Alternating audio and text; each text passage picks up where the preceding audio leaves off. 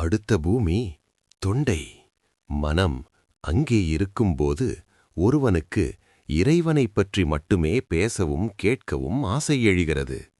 மனம் புருவத்தின் நடுவே சென்றால் சச்சிதானந்த தரிசனம் கிடைக்கிறது. அந்த உருவத்தை தொடவும் கட்டிக்கொள்ளவும் ஆவல் எழுகிறது. ஆனால் முடிவதில்லை. லாந்தர் விளக்கின் சுடரை பார்க்க முடியுமே தவிர தொட முடிவதில்லை. தொட்டுவிடலாம் தொட்டுவிடலாம் என்று தோன்றுகிறது. ஆனால் தொட முடியாது. 7வது தளத்திற்கு மனம் செல்லும்போது நான் இருப்பதில்லை. சமாதி ஏற்படுகிறது. 7வது தளத்தை மனம் அடைந்த பிறகு என்ன ஏற்படும் என்பதை வாயினால் சொல்ல முடியாது. உப்பு பொம்மை ஒன்று கடலின் ஆழத்தை அளக்கச் சென்றது. ஆனால் இறங்கிய உடனே கரைந்துவிட்டது. பிறகு கடலின் ஆழத்தை யார் வந்து சொல்வது? எது வந்து சொல்ல வேண்டுமோ அதுவே கரைந்து போய்விட்டது. 7வது தளத்தில் மனம் அழிகிறது. சமாதி நிலை வாய்க்கிறது. எத்தகைய அனுபவம் அங்கு ஏற்படுகிறது என்பதை சொற்களால் விளக்க முடியாது. எந்த நான் நம்மை உலகியலில் ஆழ்த்துகிறதோ, காமினி காஞ்சனத்தில் பற்றுக்கொள்ளச் செய்கிறதோ, அந்த நான் தீயது. இந்த நான் இடையிலிருக்கும் காரணத்தால்தான் ஜீவனுக்கும் ஆன்மாவுக்கும் வேறுபாடு ஏற்பட்டிருக்கிறது. தண்ணீரின் மேல் ஒரு கம்பை வைத்தால் தண்ணீர் 2 பிரிவாக தோன்றுகிறது. உண்மையில் தண்ணீர் ஒன்றுதான். கம்பின் காரணமாக அது 2ஆக தெரிகிறது. நான் தான் இந்த கம்பு. கம்பை எடுத்துவிடு, ஒரே தண்ணீர்தான் இருக்கும். தீய நான் எது? எந்த நான்? என்னை உனக்கு தெரியாதா? என்னிடம் எவ்வளவு பணம் இருக்கிறது? என்னை விட பெரியவன் யார் என்றெல்லாம் பேசச் செய்கிறதோ அந்த நான்தான் அது. ஞான யோகம் மிக கடினமானது. ஏதோ இரண்டொருவருக்கு சமாதி நிலை ஏற்பட்டு நான் போய்விடுகிறது என்பது உண்மைதான். ஆனாலும் அநேகமாக நான் மறைவதே இல்லை. 1000 முறை ஆராய்ச்சி செய்தாலும் எப்படியோ சுற்றி வளைத்து கொண்டு மீண்டும் வந்து நிற்கிறது. அரசமரத்தை இன்று வெட்டினால் காலையில் மறுபடியும் துளிர்விட்டிருக்கும். ஆதலால் நான் என்பது அடியோடு போகாது என்றால் அந்த போக்கிரிப் பயல் சேவகனானாக இருந்து தொலையட்டும். இறைவா, நீ தலைவன், நான் தொண்டன் என்னும் இந்த எண்ணத்தில் இரு. நான் சேவகன், நான் பக்தன், இப்படிப்பட்ட நானில் குற்றமில்லை. இனிப்பை உட்கொண்டால் வயிற்றுக் கோளாறு உண்டாகிறது. ஆனால் கற்கண்டு அத்தகைய இனிப்பு இல்லை. ஞான யோகம் மிக கடினமானது. நான் உடம்பு என்ற உணர்வு மறையாவிட்டால் ஞானம் ஏற்படாது. கலியுகத்தில் வாழ்விற்கு உணவே ஆதாரமாக உள்ளது. நான் உடம்பு என்ற உணர்வு மறைவதில்லை. ஆகவே கலியுகத்திற்கானது பக்தி யோகம். பக்தி நெறி எளியது. ஆழ்ந்த மன ஏக்கத்துடன் இறைவனுடைய திருநாமத்தையும் மகிமையையும் பாடு, பிரார்த்தனை செய். இறைவனை அடைவாய், அதில் எவ்வித சந்தேகமும் இல்லை. தண்ணீரின் மேல் மூங்கிலை போடாமல் அதனால் வெறும் கோடு மட்டும் கிழிக்கிறோம். அப்போது தண்ணீர் 2 பட்டது போல் தோன்றுகிறது. ஆனால் அந்த கோடு அதிக நேரம் நிலைப்பதில்லை. அதேபோல் நான் சேவகன், நான் பக்தன் என்பவை நான் என்பதன் வெறும் நீர்க்கோடுகள் மட்டுமே. நான் சேவகன் என்று கருதுபவரின் காமம், கோபம் முதலியவை என்ன ஆகும்? அந்த உணர்வு சரியாக இருக்குமானால் காமம், கோபமெல்லாம் வெறும் பேரளவில்தான் இருக்கும். இறை காட்சிக்குப் பிறகு நான் சேவகன், நான் பக்தன் என்ற உணர்வு இருக்குமானால் அவனால் யாருக்கும் கெடுதல் செய்ய முடியாது.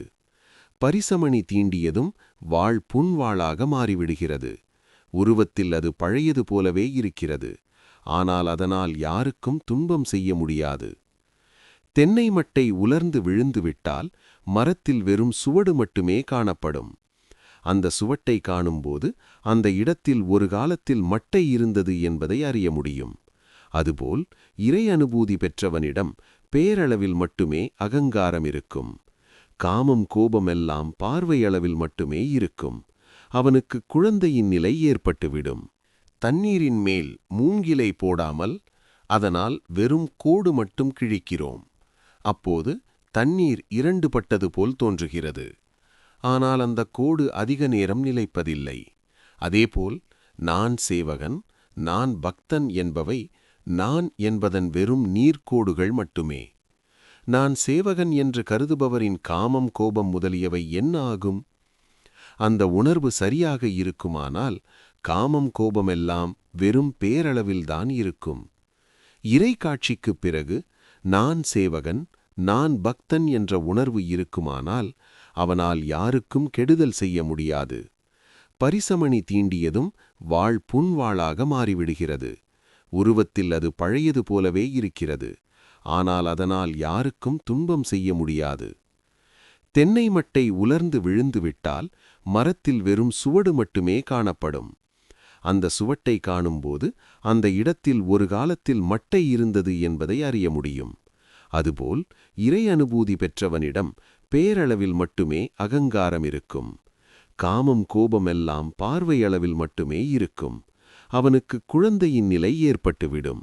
குழந்தைக்கு சத்துவம், ராஜசம், தாமசம் என்ற 3 குணங்களிலுமே பிடிப்பு இல்லை. ஒரு பொருளில் ஆசை வைக்க எவ்வளவு நேரம் பிடிக்கிறதோ அதே அளவு நேரத்தில் அந்த ஆசையும் அதை விட்டுவிடவும் செய்யும். 2 பைசா பொம்மையை கொடுத்து 5 ரூபாய் துணியை குழந்தையிடமிருந்து நீ சுலபமாக வாங்கிவிடலாம். ஆனால் முதலில், இல்லை, நான் கொடுக்க மாட்டேன், அப்பா எனக்கு வாங்கித் தந்தது என்று பிடிவாதமாக சொல்லும். குழந்தைக்கு எல்லோரும் சமம். இவன் உயர்ந்தவன், இவன் தாழ்ந்தவன் என்ற உணர்வு அதற்கு இல்லை. குழந்தையிடம் வெறுப்பு இல்லை, சுத்த அசுத்த உணர்ச்சி இல்லை. வெளிக்கு போய்விட்டு மண்ணிட்டு கை கழுவாமலே வந்து நிற்கும். சிலர் சமாதி நிலையை அடைந்த பிறகும் நான் சேவகன், நான் பக்தன் என்ற பாவனையை வைத்துக் கொள்கின்றனர். நான் சேவகன், நீ எஜமான், நான் குழந்தை, நீ தாய், இத்தகைய அகங்காரத்தை வைத்துக்கொள்ளவே விரும்புகின்றனர். இறை காட்சிக்குப் பிறகும் நான் இருக்கிறது, அது அடியோடு மறைவதில்லை. இத்தகைய நான் உணர்வை பயிற்சி செய்யச் செய்ய இறை அனுபூதி வாய்க்கிறது. இதுதான் பக்தி யோகம். பக்தி நெறியில் சென்றால் பிரம்ம ஞானம் உண்டாகிறது. பகவான் எல்லாம் வல்லவர். அவர் விரும்பினால் பிரம்ம ஞானத்தையும் தர முடியும். பொதுவாக பக்தர்கள் பிரம்ம ஞானத்தை விரும்புவதில்லை. நான் சேவகன், நீ எஜமான், நான் குழந்தை, நீ தாய், இத்தகைய அகங்காரத்தை வைத்துக்கொள்ளவே விரும்புகின்றனர். வேதாந்த ஆராய்ச்சி நெறியின் வழியாகவும் அவரை அடைய முடியும். இதைத்தான் ஞான யோகம் என்கின்றனர். ஆராய்ச்சி நெறி மிக கடினமானது. மனத்தின் 7 தலங்களைப் பற்றி உங்களுக்கு சொல்லியிருக்கிறேன். மனம் 7வது தலத்தை அடைந்தால் சமாதி ஏற்படுகிறது. இறைவன் உண்மை, உலகம் உண்மையற்றது. இந்த உணர்வு சரியாக ஏற்படும்போது மனம் ஒடுங்குகிறது, சமாதி நிலை வாய்க்கிறது. ஆனால் கலியுகத்தில் மனித வாழ்க்கைக்கு உணவே ஆதாரமாக உள்ளது. இறைவன் உண்மை, உலகம் உண்மையில்லை என்ற உணர்வு எப்படி வரும்? உடலுணர்வு மறையாமல் இந்த உணர்வு ஏற்படாது. நான் உடல் அல்ல, நான் மனமல்ல, நான் சுகதுக்கங்களை கடந்தவன், 24 தத்துவங்கள் அல்ல, எனக்காவது நோய், சோகம், மூப்பு, மரணம் போன்றவை வருவதாவது? இத்தகைய எண்ணங்கள் கலியுகத்தில் கடினம். எவ்வளவுதான் ஆராய்ந்தாலும் நான் உடல் என்னும் உணர்வு எங்கிருந்தோ வந்து நிற்கிறது. நான் சர்க்கரையாக இருக்க விரும்புவதில்லை, சர்க்கரையை ருசிக்கவே விரும்புகிறேன். நான் பிரம்மம் என்று சொல்ல எனக்கு ஒருபோதும் ஆசை எழுவதில்லை. நீ பகவான், நான் உனது சேவகன் என்ற சொல்லையே விரும்புகிறேன்.